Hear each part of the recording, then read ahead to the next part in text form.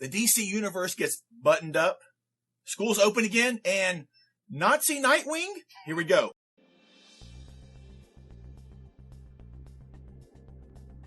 Hello, everyone. Thanks for pressing play. You are watching a brand new episode of Talking Comics, ExcaliburCCGTV, where every week we come together to tell you about the great comics that are hitting the shelf. I am Chris. I am Mark. We are Excalibur Comics, Cards and Games here in Shreveport, Louisiana, as well as in Texarkana, Texas. You can always find out what's going on with us by subscribing to this channel, checking out our website, ExcaliburCCG.com.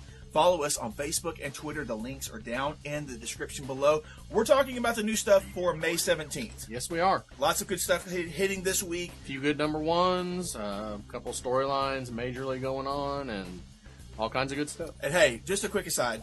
Did you get a chance to read Rock Candy Mountain number 2? No, I haven't read anything from last week yet. Let me know when you do. Okay. And hey, guys, thanks. Because several people on last week's video was like, yes, more recommendations. Yeah, and we'll start doing that. We're going to work on that. And yeah, it's not something we can do every week, but every few months or so, every 4, 3 or 4 months. Once a month. Once a month? I think once a month. Yeah, we can start throwing stuff in like that. Yeah. Because, I mean, we're always checking stuff out.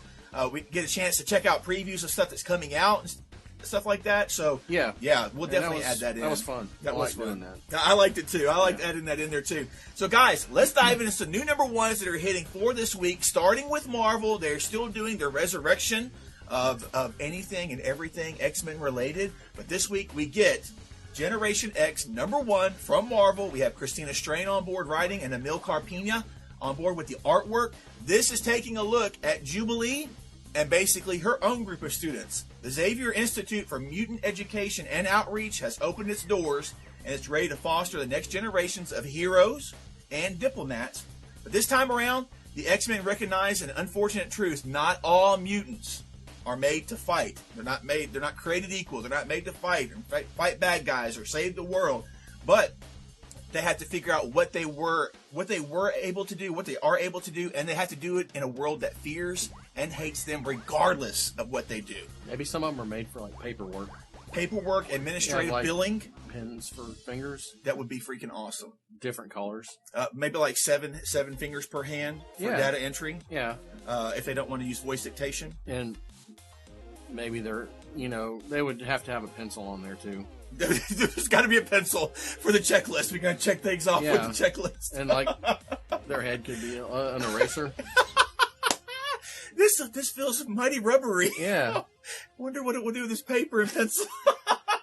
But guys, this is all going to be headed by Jubilee. She's back with this Generation X, and she's going to try to turn these lovable losers maybe into heroes, maybe into people that actually can find a purpose for their lives. Maybe into secretaries. Maybe being secretaries. Pins for fingers. All that stuff right there. Mark hit it right on the head. So, guys, Generation X. You're welcome, Marvel. I just created you a new mutant. I just gave you a mutant idea. That's it. That's Generation X number 1 hitting this week. What's up for you, Mark? Sweet Christmas. Indeed. It's Luke Cage number 1 from Marvel, from David F. Walker and Nelson Blake. Caged Vengeance. Dr. Noah Burstein, the man who made Luke Cage into the unbreakable hero he is today, is dead. Sadly dead. Yes. Captain America probably shot him or killed him or had him killed, or why not? Because sure. Yeah. Because we can't have any more Luke Cages out there. He's Steve-ul. He's definitely Steve-ul. He's Hydra. Hashtag Steve-ul. That's right. When Luke goes down to New Orleans for the funeral, he finds the Big Easy to be pretty difficult. That's ironic. That's irony at its best. Mysterious billionaires. Maybe it's the same billionaires that kidnapped the dude from Plastic. It's a crossover, man. Multi-universal. It's a crossover. It's all one universe. A woman with a secret, amped up gangs, and a shadowy figure all lead Luke to the conclusion that there's more to his father figure's death than meets the eye. He's a transformer too. He's looking for answers, and it's a bad day for anyone in his way. Bad day indeed, guys. So what, this is like, is this the second Luke Cage title? And at last, there was a Luke Cage miniseries. Yeah, there was a miniseries. And then, I guess Power Man and Iron Fist is still going on. Was there another Luke Cage? Is that done, though? I don't remember seeing an issue out for a while for that. I think knows? Maybe the new Iron Fist. Well, I don't know. I don't know. I don't know. But there you go, guys. Luke Cage. Luke There he Cage. is. Just in time, and then, if I'm not mistaken, next month we have the new Defenders series coming out by Bendis and Marquez. What a coincidence. Indeed. It's just amazing how this stuff comes out right before. Somebody's planning this. You would think. There we go, guys. It's almost like it. So, guys, from IDW Comics, Yokai Watch, #1 by Eric Esquivel and Corey Hampshire. This is the hit anime, manga, and toy sensation from Japan coming to North America. Join Nate and his Yokai Whisper as they battle against ill-intentioned yokai, causing terrible trouble in their hometown. All of you yokai fans, you know who you are. That is hitting this week. I don't know who you are. And so you do. If you know somebody that's into that, let them know that we're gonna have Yokai Watch #1 here on the shelves for them to check out and enjoy. What's up for you, Mark? From Image and Jim Mahfood comes the return of Girl Scouts Magic Socks #1. Yep. Jim Mahfood debuts his first new creator-owned work in years with the glorious return of Girl Scouts. Join Gwen, Daphne, and Rita as they reunite for a pulse-pounding psychedelic adventure through the streets of Freak City. Freak City, baby. Freak City. I like that. It's right next to Funky Town. Yeah, exactly. And the Big Easy. And the Big Easy, which is pretty difficult. Apparently it's really difficult. This first issue is stuffed to the gills with an action-packed story, bonus art, a soundtrack, sketchbook, and a behind-the-scenes comic thingy. I think that's not the first time that Jim Mahfood's put out like a soundtrack for his books. I think he has like a link to a playlist or something that you can access online and to listen to and read the comic at the same time and have fun with that. So because it's not coming with a CD. Or No, anything like that. So, I wouldn't do that. So yeah, so have fun with that, guys. Yeah. Image Comics, Jim Mahfood, he's done all kinds of stuff in the past. Girl Scouts, Angel, Freak Angel. Freak Angel. Was that the girl? Is that who it is, or am I thinking is it the Warren Ellis? Wait a minute. We have a poster out there of it, that girl, Angel City or something like that. Something like that. He's done Jay and Silent Bob in the past, all that kind of stuff. So there we go, guys. Have fun with that, guys. Last up for the #1s. We told you about this before because there was a Zero issue that came out not too long ago. But Dynamite is giving us Sovereign's #1 with Ray Fox and Johnny Desjardins on board here as the creative team. This is Dynamite taking several of these classic Gold Key characters and putting them together into a team. Don't call it a super team, but call it a team. In this issue right here, it's 2025. That's the year Turok has gone missing and Magnus is good and worried about it. When a time-traveling mission to verify that with Dr. Spectre and the creature once known as Solar doesn't yield any answers, Magnus must brave the unknown to track the missing hero down. Also, this is also going to have a Magnus backup story in it as well. I would imagine if this does well, they'll spin them out into individual titles. I could see that happening. This would have to do really well. Yeah, it would have to do really well. So all of you fans of the Gold Key characters, Turok, Dr. Spectre, Magnus, all of that, check this out. This is your book for you. This is what's happening with the Sovereigns #1. It's a really nice looking book. The #0 issue was... Man, I love the art in it. Yeah, it was solid issue. Yeah, it really especially was. art-wise. Yeah. Really cool. So something new, something different for you guys to check out if you haven't. Absolutely. Let's dive into some storylines. Just got a couple here to bring you abreast of. Guys, Flash #22 finally hits. There was a week or two delay because of what was going on, and then we get the last part of the button this week. And I will say, it's got an awesome lenticular cover. It does. That's pretty cool. Yeah. But there's no new information about this, guys. It's the continuation of the button. If you've been reading the story, you know what's going on. You know what's going on with Thomas Wayne. This is the last part. This is the last part and right here. Almost spoiled it in the last issue of Detective. For real. They had to change some dialogue on the last page and move it to the next issue of Detective because it was spoiling the ending of the button. I did not know that. Yeah. That makes sense. Yeah. Okay. So there we go, guys. The button is wrapping up this week. What's next for you, Mark? Secret Empire #2. Plagued by the minions of Baron Mordo and cut off from assistance, the Defenders and Doctor Strange struggle to save the lives of the innocent people consigned to this heck on Earth. Heck on Earth. Will Dagger prove to be the key to stopping this nightmare? Huh? Or meanwhile, will the appearance of a new hero provide Iron Man with the key to Captain America's startling change? The Secret Empire will defend you. Is Captain America using Cloak to cover the. No, that's it's a different Dark Force. Yeah, it's a character named, I think his name's Blackout. Okay. I want to say, well, I don't know. I thought he was like an old Nova villain from the 70s, but I could be wrong on that. Okay. But I think he was. This issue seems like it's going to be taking a look at what Captain America has done to stop the magic-based kind of heroes or people affiliated with magic with this whole secret empire undertaking here. So yeah, definitely be checking this out. Oh yeah. So guys, back to some new news items that are hitting that came out this past week. Several great ones. One sad one I'm going to start off with because it affected me as a child growing up. But this past week, the creator of G.I. Joe and Thundercats, Stanley Weston, passed away at 84 years old. I grew up reading G.I. Joe comics. I was reading G.I. Joe and Transformers and like Avengers, like all at the same time when I was 9, 10 years old. But yeah, G.I. Joe stuff. And I watched Thundercats. I enjoyed Thundercats. I used to watch Thundercats. Yeah. Mum-ra. I mean, so guys, yes, rest in peace, Stanley Weston. Thank you for the memories. Thank you for what you did. Salute. Yeah, seriously, that's sad to hear, but what a huge body of work. He's done all kinds of stuff and created all kinds of stuff, and I'm sure it's affected more than just me. So I'm sure. There we go, guys. But guys, let's move on to some DC Comics news. We get even more information this past week of Dark Knight's Metal directly from Scott Snyder, and I got some preview artwork here from Greg Capullo. I'm going to throw on screen here in a moment. But guys, we got to find out directly from Scott Snyder what this event is about, and it is about Batman has picked up on the recent events of Hawkman dying, and Hawkman apparently has started a journey into mystery concerning the nth metal that he's been associated with. Wrong publisher. I know, but I had to throw it in there. Apparently, Carter Hall was delving into a mystery. Something has been revealed about the nth metal, but he dies before he's able to find out what it is. Batman picks up the thread of that investigation and continues forward. And then we go on to find out even more. That metal is going to be a blowout with the Justice League, a huge extravaganza where everybody sort of goes and finds out that the DC cosmos is a lot larger and scarier and more wondrous than everyone thought that it was. It's about the dark multiverse actually invading our multiverse. Could that tie into where the nth metal came from in the first place? Maybe so.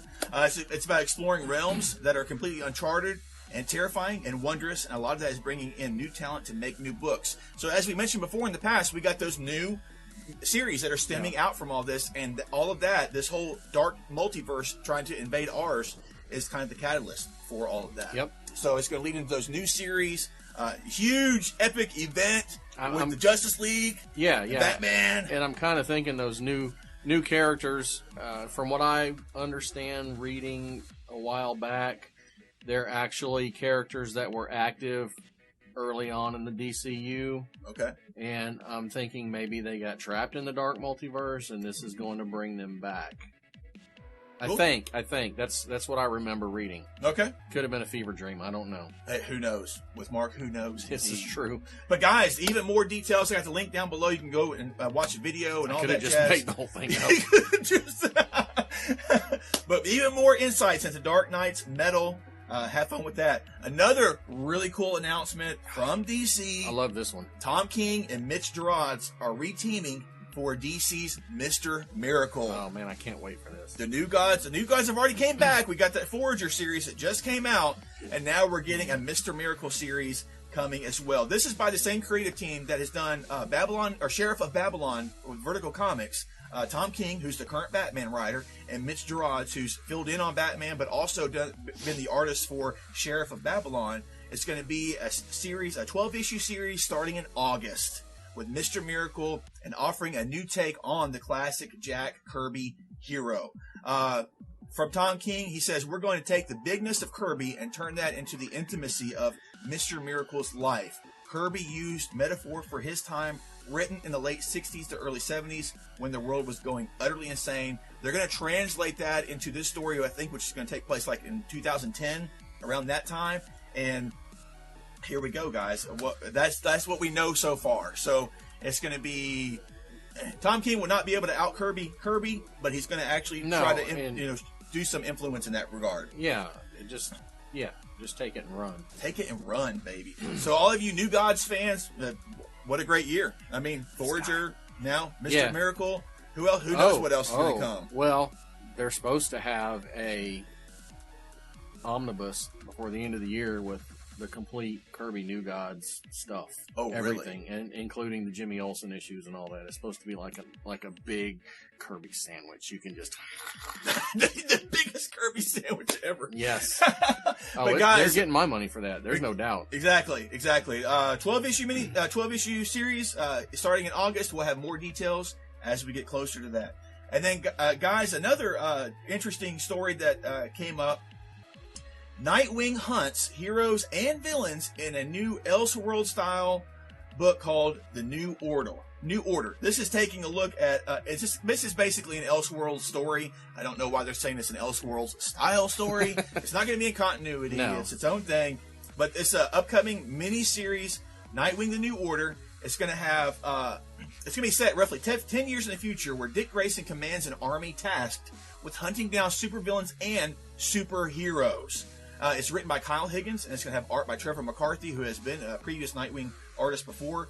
And it's going to be launching in August and be a 6-issue series. This takes a look at a future where the world is without weapons. And when they say weapons, they mean superpowers have been eliminated or outlawed. And the man responsible for spearheading this is none other than Dick Grayson, our very own Nightwing, who's the leader of a government task force called the Crusaders, who are charged with hunting the remaining supers that are out there. They're calling them supers. But what happens is, in this series, events take place that turn the Crusaders towards Grayson and his own family. And now the former Boy Wonder has to turn against the very system he helped create and get help from the very people he's been hunting for years, the last of the metahumans in the DC universe. So so call it Nazi Nightwing, call it Secret Empire DC, whatever. Call it Days of Future Past, but not. But out of continuity, Elseworld style story for all you Nightwing fans, Batman fans. I'm sure tons of people from all across the DC universe are going to be in this series, spotlighted or shown in some way. I got some. There's a preview that I just showed here on the screen. It shows Superman being taken down. It looks like so. It's like, whoa, what if Nightwing became the bad guy in the DC universe? Seems interesting. Yeah, works for me. Well, okay, I'm gonna check it out. So, guys, that's an August 6-issue miniseries, Elseworld style, Nightwing: The New Order. So, guys, leading into our question of the week, there have been some interesting announcements as well concerning some new superhero universes. We've talked to you in the past before about Lionforge Comics doing their Catalyst Prime universe, which is their superhero universe that they're doing for their company. They had a free comic book day offering out as well, and I've already read Noble #1. Yep. That great start to that. I enjoyed that. I want to check out even more. Sold out. Yeah, fast. Yeah. So there we go. And then, but in addition to that, Lions Forge is giving us a different type of hero that I don't think that we ever seen before. A different type of superhero in their universe, and they just announced this past week that Lions Forge is going to be introducing the first comic book superhero with Down syndrome. Yep. I got an image of that for you here on screen, the cover of that. The series, what is the series going to be called here? Superb. It's going to be taking a look at what is going to be comics history. Yeah. With the world's first Down syndrome superhero. And then also we had another interesting announcement as well from Ted Nefay that he has plans for his own superhero universe that to take readers outside of Marvel and DC. And he's got a series that's going to be coming out later this year. Help me out here, Mark. Heroines. This is a series that he's going to be putting out through Space Goat Publishing. That takes a look at a superhero who goes to help the Sentrymen in this universe, but they kind of reject her, and she's like, well, "Screw you guys! I'm going to go create my own superhero team, and it's going to be all ladies." And that's what it's going to be, and he describes the story of telling stories that he wants to tell in regards to superheroes, not being tied down by corporate mandates and editorial mandates and things like, his own thing. Doing his own thing, exactly. And then exploring all kinds of different avenues within the same universe as well. So I'll have a link for both these articles down below, for the Lions Forge article and for this Ted Nefay article. You can take a look at that and read even more of that. Do check it out, please. Yeah, because it's interesting. So people are becoming they're just. It seems like more people, creators, if not companies, are more willing to explore different avenues for every type of story, including superheroes. And that brings us to our question of the week. And our question is this: are your superheroes confined to DC and Marvel, or are you willing to branch out into other superhero universes?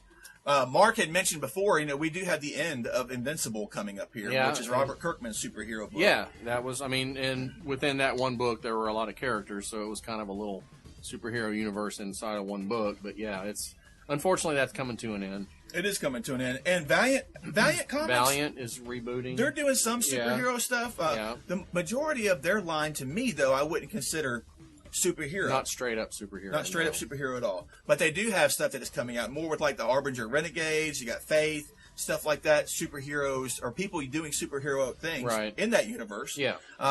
Image Comics. We've had Invincible. We've had Savage Dragon for years. Still got Spawn going. Spawn's still going. And we're open to interpretation here. Let's not. And, you've got the Mignolaverse, which is with Hellboy, which is kind of superheroes in a horror type setting and all that. Exactly. So yeah, there's several different ones out there, and we were just asking, are you open to trying, new universes and new superhero books and all that, or is your money just, I'm getting the characters I know, and I'm not gonna, bother with anything else. Right. A couple of years ago, like Paul Jenkins did a couple of different books, like at Boom, if I'm not mistaken, or Dynamite, one of those with different takes on superheroes. There was a superhero like deathmatch book that he did, which had all the different archetypes of different heroes that were on a battle royale type planet. Right. Deathmatch, I think, is what it was called. And then he did another one with Eloy Casagrande, another series about a guy who got powers. Didn't know what to do with them, like a real world take and all that. Right. But guys, that's our question. Are your superheroes just DC and Marvel? Or are you willing, do you currently get stuff outside of superhero stuff outside of DC and Marvel? And are you willing to take a look at stuff outside DC and Marvel when it comes to superheroes? Some people will be like, if anybody does superheroes right, it's Marvel and DC. Right. They're like tunnel vision, just like that. Right. But we want to know your thoughts about that. Yeah, that's fine. If that's what you, yeah. I've read Invincible from day one. Yeah. I'm here. I was here from day one. I'll be there till the end of it. Yeah, I remember really kind of pimping that book on a website a long time ago when it first came out. Yeah, website. A certain message board website. Exactly. Exactly. Yeah. And I stuck with it for a while. I did stop after a while because that's a whole other thing. But yeah, it is. But guys, tell us in the comments below. Superheroes, are they just Marvel and DC superheroes for you? Or do you branch out and check out what other publishers are putting out? And the slew of stuff that we have coming out this year in regards to superheroes from other companies as well. So guys, tell us in the comments below. Let's have a conversation about it. I want to dig into your brain and see what you're thinking, and tell us some of your favorites superhero stuff that's outside of Marvel and DC as well in the comments below. Yeah, what you really been digging. Yeah, we'd love to know. We'd love to know. And that's it for this week. That is it for this week. Anything else to add, sir? My toe hurts. What did you do to your toe? I don't know. I think it's just age. I find that to be true of myself as well. It's just age. So guys, that's it for this week. Read some great comics. Leave some fantastic comments down below. We'll see you in our next video. Until then, take care and bye-bye.